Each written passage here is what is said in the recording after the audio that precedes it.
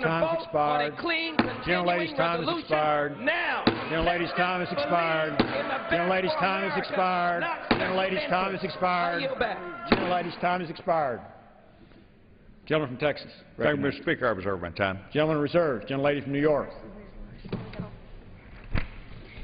Mr. Speaker, I'm pleased to yield 1 minute to the gentleman from Michigan, Mr. Kildee. John Lawson. Thank you so much for yielding. Mr. Gentleman is Speaker, recognized for 1 minute. thank you. You know, I've heard a number of the members on the other side make reference to the notion that we ought to have a conference. And I heard some eloquent commentary referencing the point that we ought to talk to one another. Well, and I know it's been said before, but I'm a new member.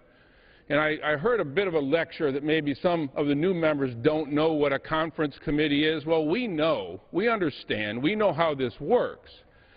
So much that many of us joined Mr. Van Hollen on our side on April 23rd of this year asking that a conference committee be appointed to reconcile the differences in the budgets passed by the House and by the Senate. I didn't hear any of those speeches then about the value of talking to one another, not until 15 minutes before the government of the United States is to be shut down did suddenly something that a freshman has known for a long time, did it occur to folks on the other side that it might be time to have a conversation. It's too little, it's too late. Bring the Senate-passed CR here and we will adopt it. I yield back. Gentleman's time has expired. The gentlelady from New York reserves. The gentleman from Texas is recognized. I reserve my time. Gentleman is reserving his time. The gentlelady from New York. Mr. Speaker, I'm pleased to yield 2 minutes to the gentleman from New York, Mr. Israel. The gentleman from New York is recognized for 2 minutes. I thank the gentlewoman. Mr. Speaker, this is the latest gimmick in the latest game by people who simply cannot govern. And the casualty will be American families and the risk that they are inflicting on our economy. Tomorrow in my home state and the ranking member's home state, the Statue of Liberty will be closed. The last time the Statue of Liberty was closed, Mr. Speaker, was when a hurricane struck it. And may I add that the majority refused to pass a bill to provide relief assistance when the Statue of Liberty was closed as a result of the hurricane. This time the Statue of Liberty is going to be closed by their recklessness and their irresponsibility in order to advance a selfish political agenda. Mr. Speaker, the American people expect two things from us. They expect the government to stay open and operate efficiently, and they expect their Congress to communicate. Our position is that we should keep the government open, operating efficiently, while we communicate and go to conference. Their position is shut it down, close the Statue of Liberty, and talk later. The American people want us to talk now, and they want this government to remain open. We have heard over the past several days and over the past 2 weeks our friends on the other side saying, listen to the American people. Our friends on the other side should listen to themselves. They have asked us for a budget. Today they said, we want a budget, take it or leave it. We gave them their figure. They said take it or leave it. We said we'll take it, and they left it. Mr. Speaker, the Congress of chronic chaos continues every day, every night, and the American people deserve better. Open the Statue of Liberty tomorrow. Keep Small Business Administration loans going to small businesses. Keep college loans going to kids who need the college loans. Keep middle-class families afloat, and communicate while the government remains open. I thank the gentlewoman. Gentleman's time has expired. Gentlelady from New York reserved. Gentleman from Texas is recognized. Mr. Speaker, I'd like to advise my colleague, the gentlewoman, Mrs. Slaughter, that I have no further speakers. Let me advise my colleague, Mr. Speaker, that I have one more, and then I'm prepared to reserve. close. Gentleman from Texas reserved. Gentlelady from New York. Mr. Speaker, I yield 1 minute to the gentleman from Connecticut, Mr. Larson. The gentleman from Connecticut is recognized for 1 minute. I thank the gentlelady.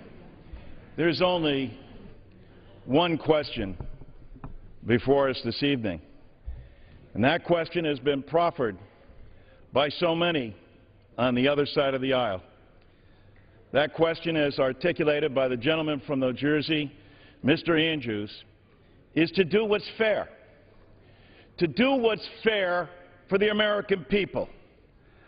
Not Democrats, not Republicans, not Green Party, not Tea Party, but the American people.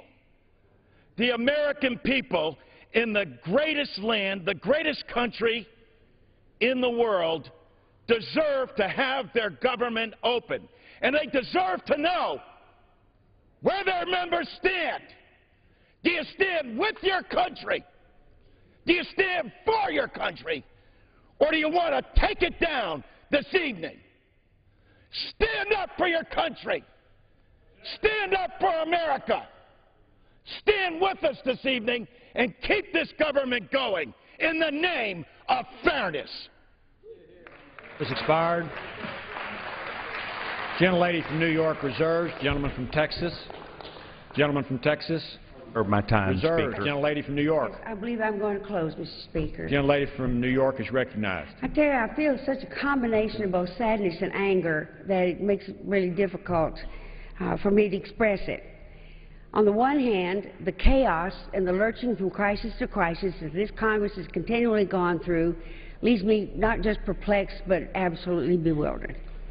At the same time, I think what overrides everything for me tonight is a sense of terrible sadness that all of us here who have sworn to protect and defend the United States of America have completely given up on that idea. Because the majority has moved so assiduously toward this moment, this is on them. This government shutdown belongs to them for the rest of their lives. And now, Mr. Speaker, let me tell you that the great state, the great country, the United States, the beacon of light for almost everybody in the world, the defender of all people in the world, are the government now. The most important institution of government anywhere ever devised is now closed. And I yield back the balance of my time. Gentlelady from New York yields back her time. Gentleman from Texas is recognized. Mr. Speaker, thank you very much. And tonight is a night that we will remember. The things that will be remembered about this night are that our party has attempted to work with, reach out, and deal with our colleagues in the United States Senate. We have sent a CR, a clean CR at sequester levels and defunding Obamacare. It was shipped back to us. Second CR, clean CR at sequester levels, 1-year delay of the entire Obamacare law. Third CR at sequester levels, 1-year delay and removal of certain benefits that we believe is fairness. But the overriding suggestion that we have made tonight goes back a little bit over an hour ago with the gentleman, Mr. Rogers, the chairman of the Appropriations. He is asking for the opportunity for us to go to conference to resolve our differences. People working together, people looking at each other, as was suggested by the gentleman, Mr. Barton. Yeah, probably a TV would be in the room. And the American people would get a chance to weigh and balance both sides also. We think that's important. That's what we're asking for. That's why we're on the floor of the House tonight, floor of the House of Representatives tonight. And this is what we stand for. We're after fairness. We're after an opportunity to get these ideas and the issues resolved for the American people. So I'm going to urge my colleagues to vote yes on the resolution, and I yield back the balance of my time, and I move the previous question on the resolution. The gentleman yields back his time. Without objection, the previous question is ordered. The question is on adoption of the resolution. All of those in favor say aye. Those opposed, no. The ayes have it. The resolution is agreed to, and without objection, the motion to reconsider is laid on the table. Mr. Speaker, on that I ask the Gentlelady yeas from and New York nays. is recognized. I ask the yeas and nays. The yeas and nays are requested. Those favoring a vote by the yeas and nays will rise. A sufficient number having risen, the yeas and nays are ordered. Members will record their votes by electronic device. Pursuant to Clause 8 of Rule 20, The 15-minute vote on adoption of the resolution will be followed by a 5-minute vote on approval of the journal if ordered. This is a 15-minute vote. The House comes back in the early hours of this Tuesday morning, October 1st, to debate going to conference with the Senate on the continuing resolution. They are voting on what's called a self-executing rule to go to conference with the Senate on the continuing resolution, the continued spending at $986 billion, the sequestration levels beyond yesterday, which was the end of the fiscal year. So it's into a new fiscal year, and the debate continues. And we're going to open up our phone lines here on C-SPAN as this 15-minute vote continues. Here's how to join the conversation. For Democrats, use phone line number 202-585-3885. Republicans, 202-585-3886. And for independents and others, 202-585-3887. We're also following the hashtag C-SPAN chat, and we'll read some Facebook posts as well. That's facebook.com/C-SPAN.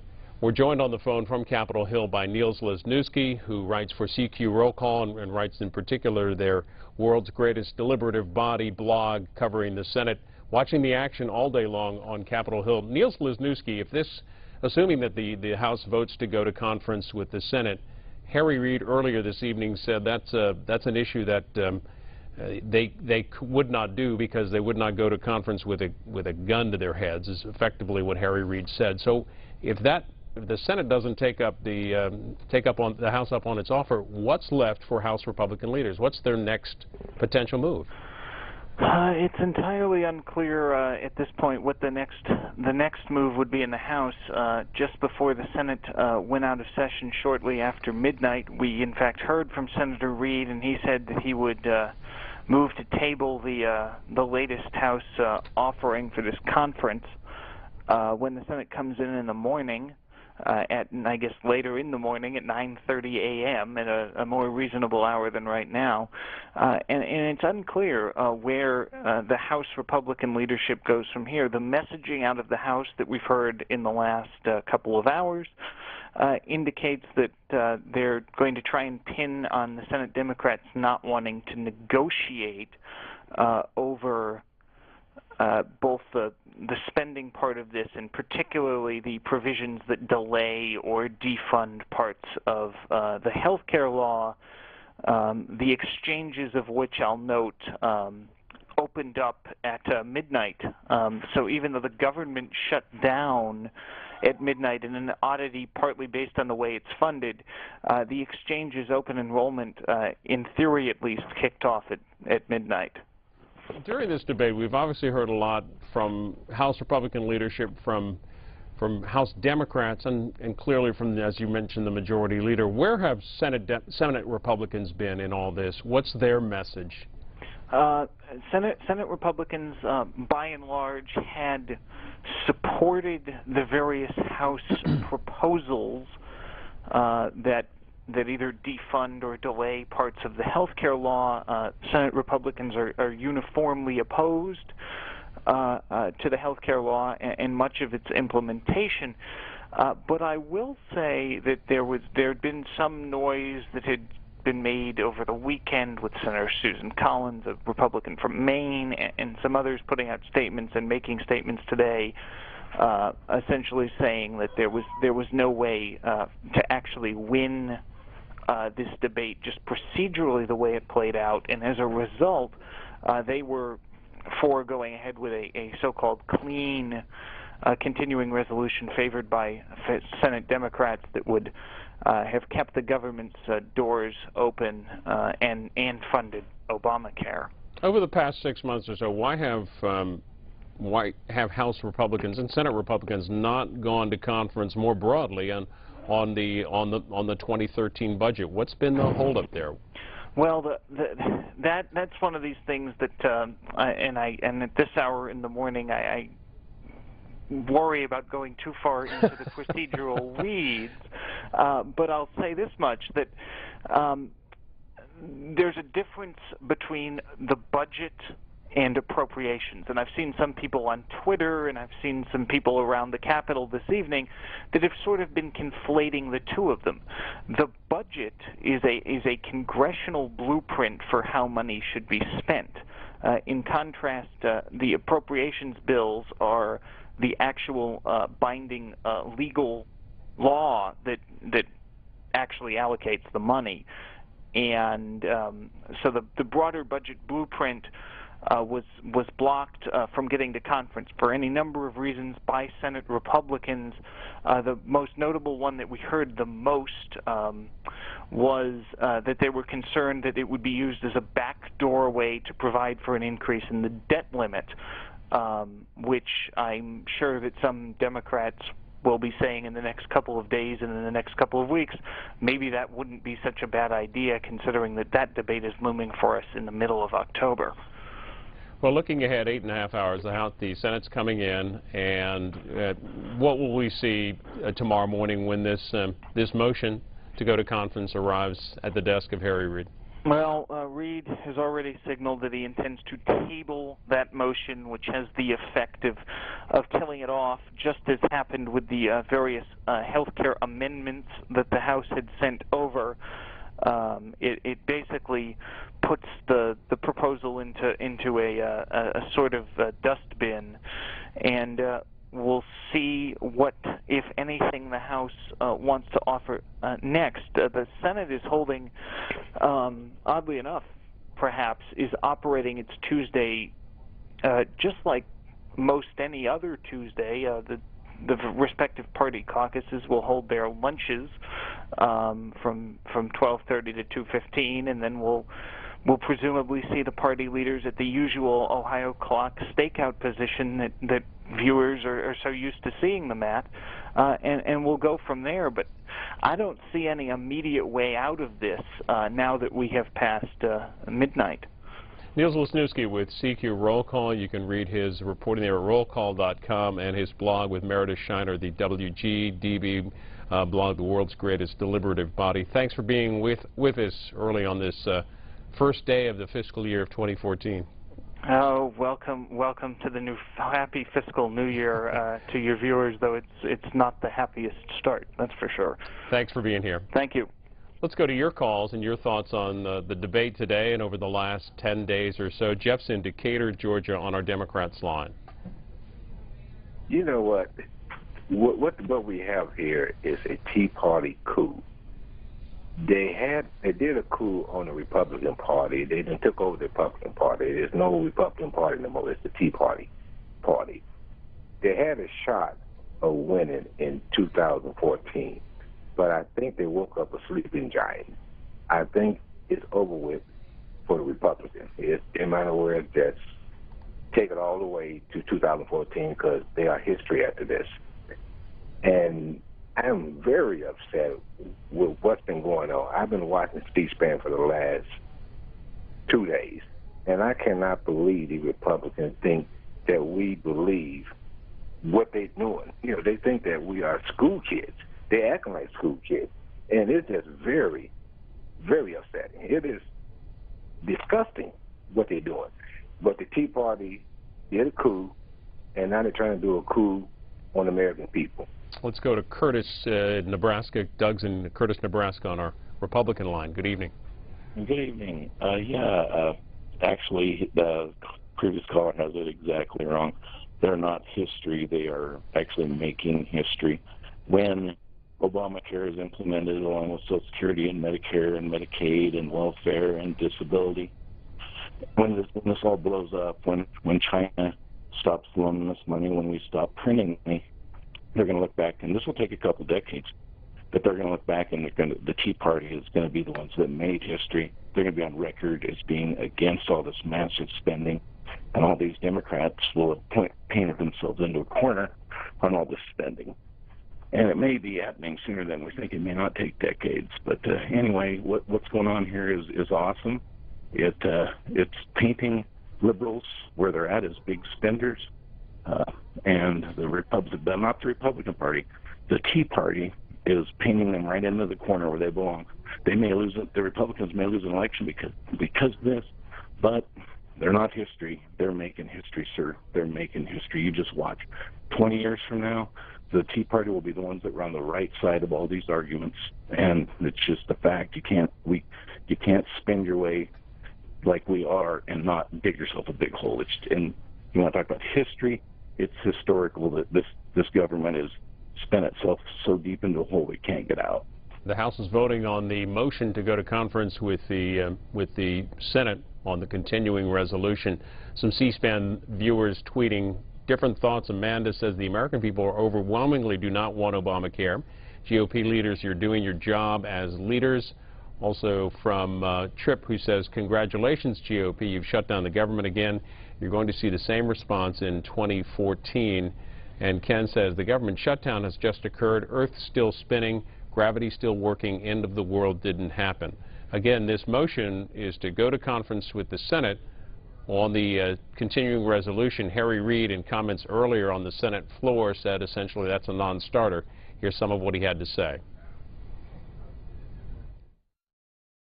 With millions of people being affected tomorrow, in 65 minutes actually, the Republicans are still playing games.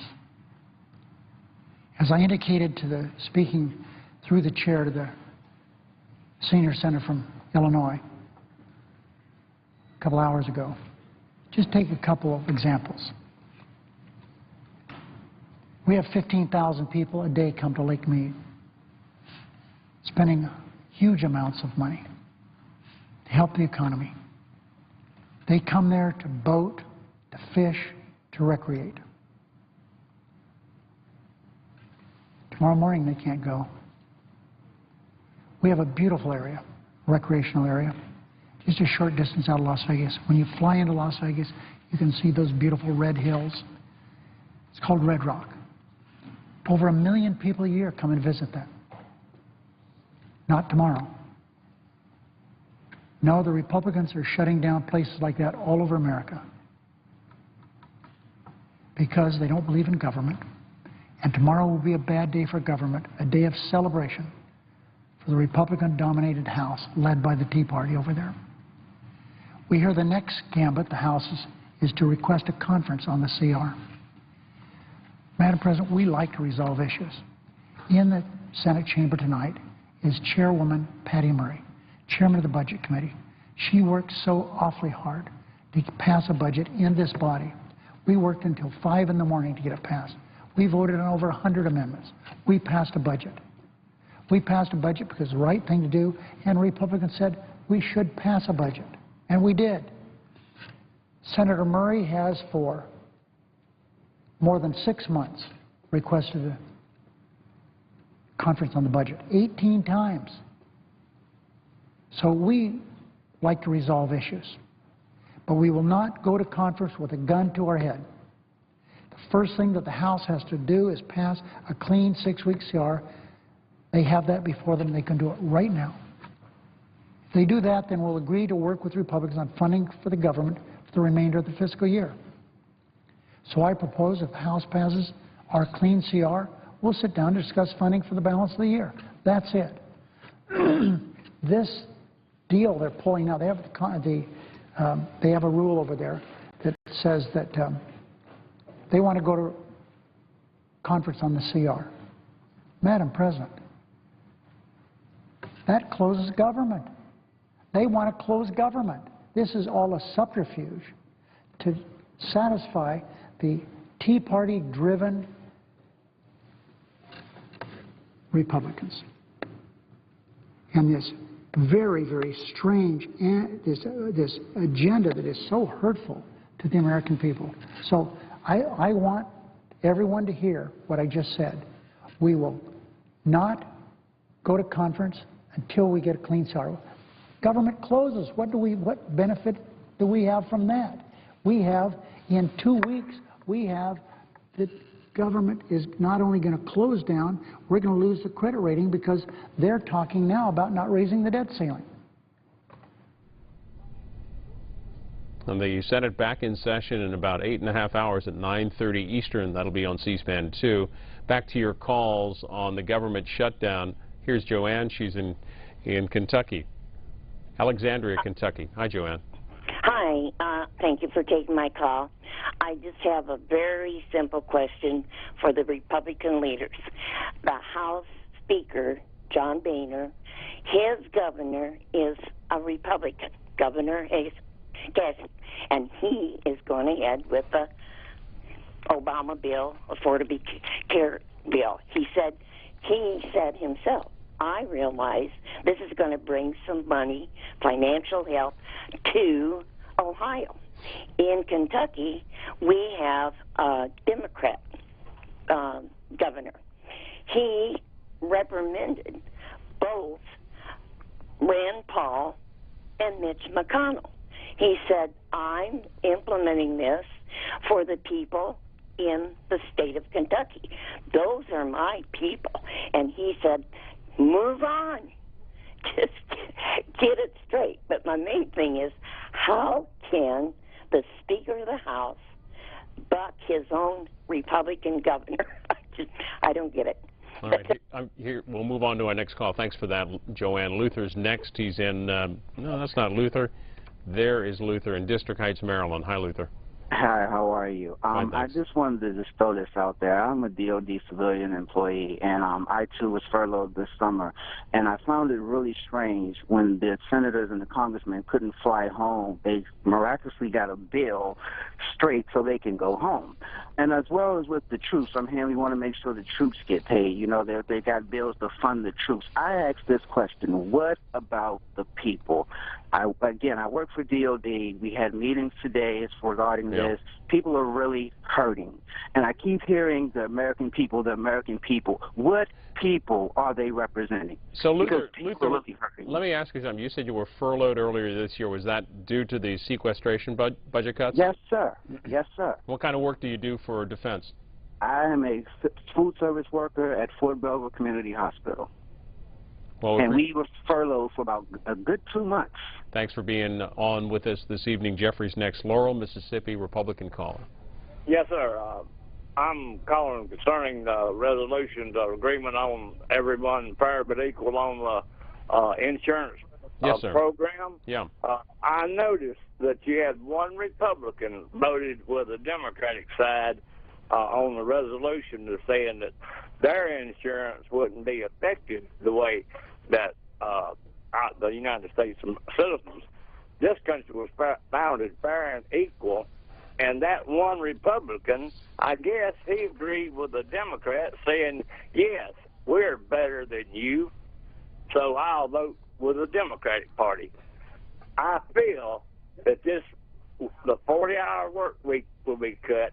A man can't make it on 40 hours and raise a family. We're taxed to death already. That's what Tea Party stands for. And all I'm saying is, look at the facts you got. All Democrats, just a simple fact. You be equal with us, please, and agree to the same health insurance that we get.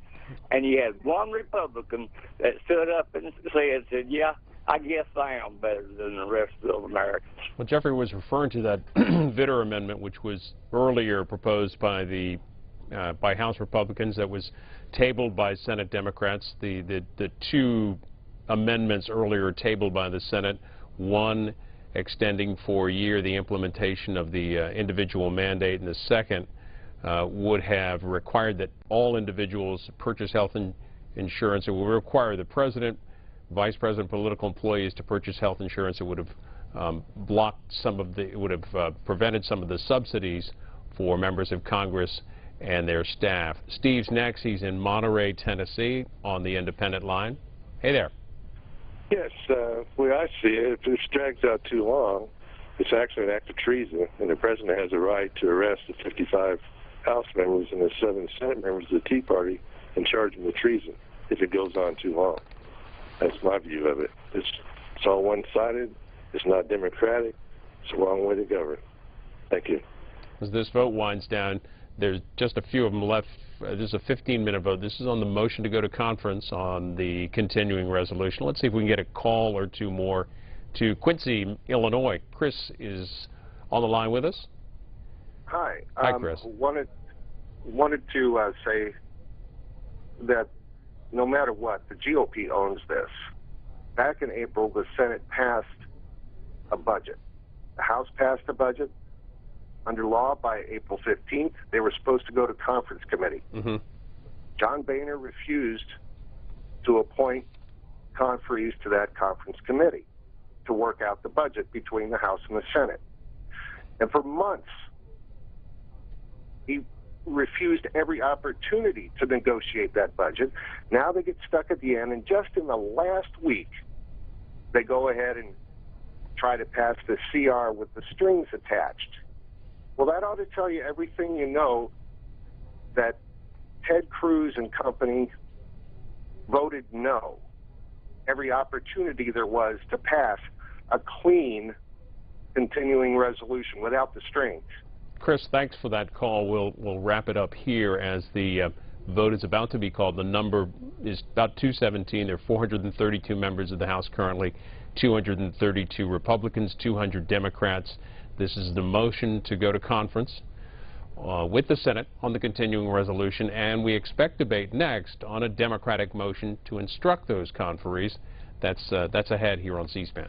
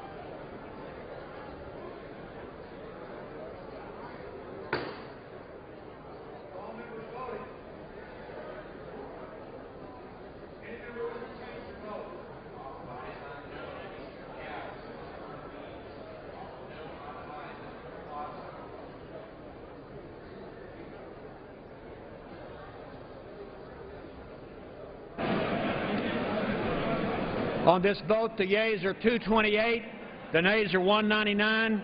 The resolution is adopted. Without objection, a motion to reconsider is laid on the table.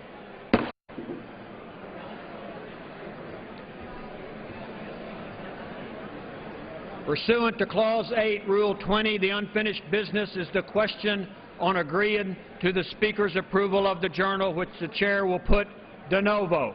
The question is on agreeing to the Speaker's approval of the journal. Those in favor say aye.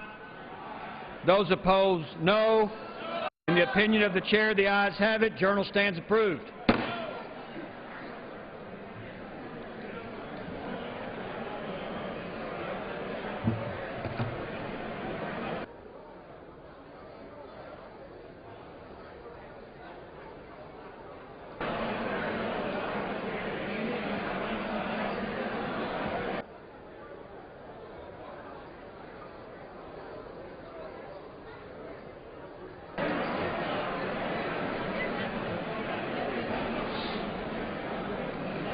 Pursuant to House Resolution 368, the House is considered to have insisted on its amendment to the Senate amendment to House Joint Resolution 59 and requested a conference with the Senate thereon.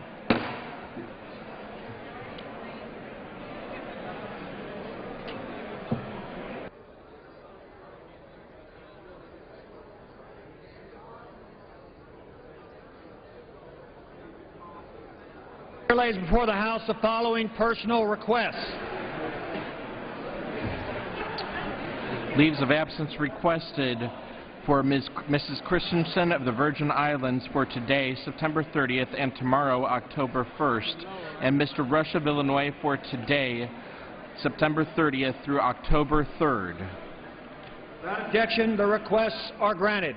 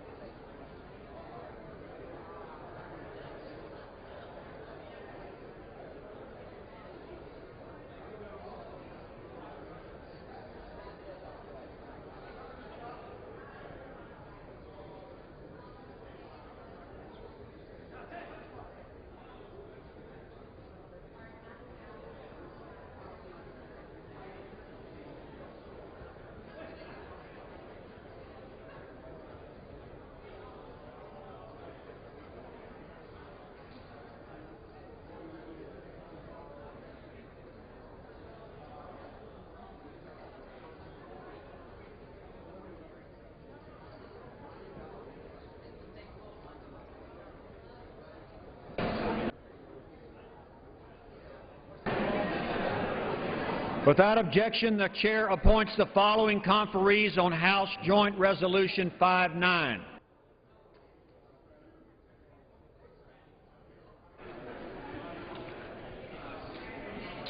From the Committee on Appropriations for consideration of the Senate amendment to the House amendment and modifications committed to conference, Messrs. Rogers of Kentucky, Frelinghuysen, Crenshaw, and Carter. For consideration of the Senate amendment and the House amendment and modifications committed to conference, Messrs. Cantor, Camp, Ryan of Wisconsin, and Graves of Georgia. Additional conferees may be appointed on the recommendation of the Minority Leader.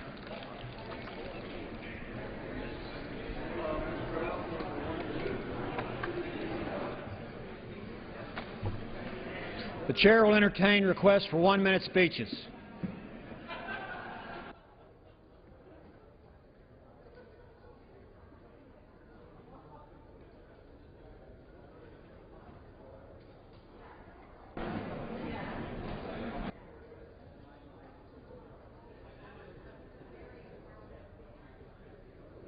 What purpose does the gentlelady from Florida seek recognition? Request permission to address the House for 1 minute. Yes, in regards and extend my remarks. Gentlelady will suspend. House will be in order. House will be in order. Thank you, Mr. Speaker. Gentlelady is recognized for 1 minute. Thank you, Mr. Speaker. This is a real sad day in the House of Representatives. You know, you can fool some of the people some of the time, but you can't fool all of the people all of the time.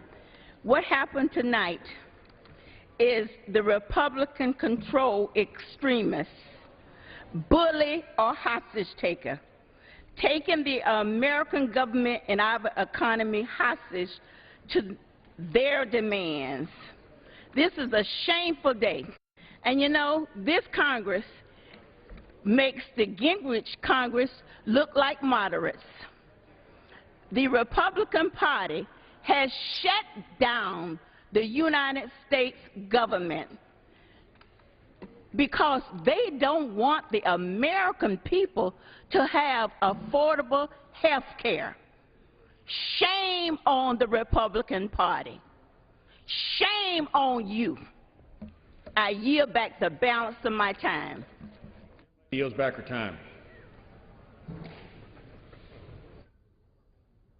What purpose does the gentleman from Maryland seek recognition?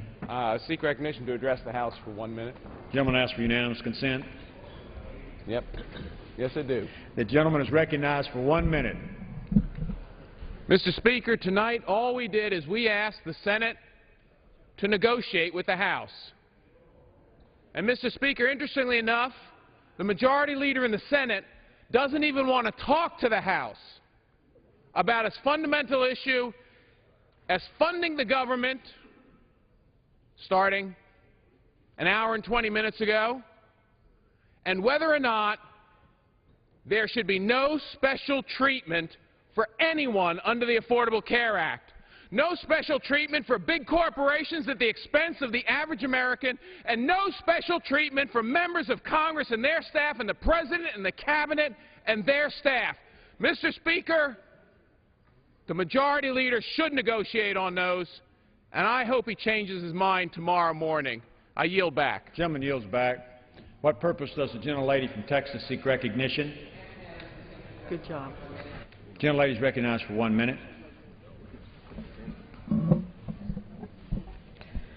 Speaker, I rise today to support the family of a very, very dear friend who lost her life a week ago, Dr. Cecile Harrison, a professor at Texas Southern University with a Ph.D. in sociology and a heart as large as the world could imagine.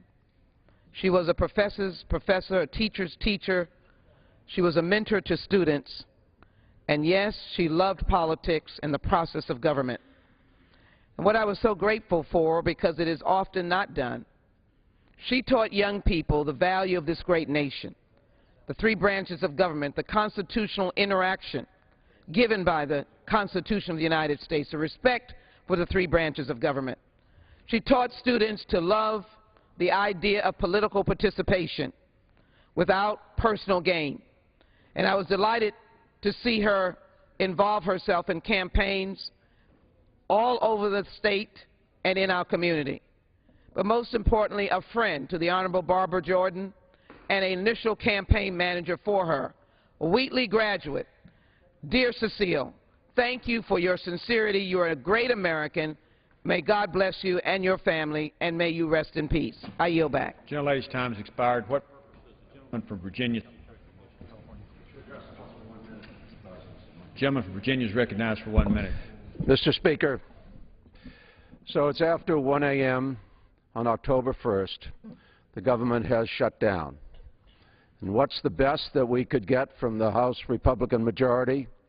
A proposal to invite conferees to sit down and talk about resolving our differences. The fact is that we've known what our responsibility was. It is to fund the government. It's not to allow 800,000 federal employees to be told they can't go into work. They can't get paid. It's not to close down our national parks and monuments. It's not to take hundreds of millions, potentially billions of dollars out of our economy needlessly. It's not to disrupt the stock markets. It's not to create these financial crises. These are crises of our own doing. We've got a great country, a strong economy, a terrific society, and all we can do is to erode trust and confidence in our government. We should be ashamed of ourselves. Thank you, Mr. Speaker. The gentleman's time has expired. What purpose does the gentleman from California seek recognition? The gentleman from California is recognized for 1 minute. Well, Mr. Speaker, it's late back here, but I'm from West Coast, so let's play two, right? So I'm really disappointed with the rhetoric that's been flying out of here in recent days. You know, you hear all Republicans this or Tea Party that, and you're in the hold of the Tea Party. You know, we're in the hold of the American people here because we see this Obama health care plan is not affordable. It's not going to work.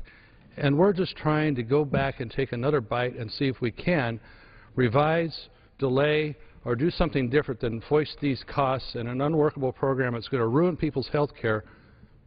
Let's go back to the table. Instead, we get no from the President. We get no from the Senate. We get a lot of no from the other side of the aisle. Are we supposed to have a negotiation? Are we supposed to have a discussion here? The American people demand that. They're seeing that this program is not going to work. It's just going to cost them. It's going to cost their jobs. It's going to make their health care less accessible. And yet all we get are no. So if we want to look at who's causing this government shutdown, listen to the people that are yelling the most about it over on the other side of the aisle. Yes, yelling. So we're here. We're ready to play two here tonight if we need to. I yield back. The gentleman from California yields back his time. What purpose does the gentleman from South Carolina seek recognition?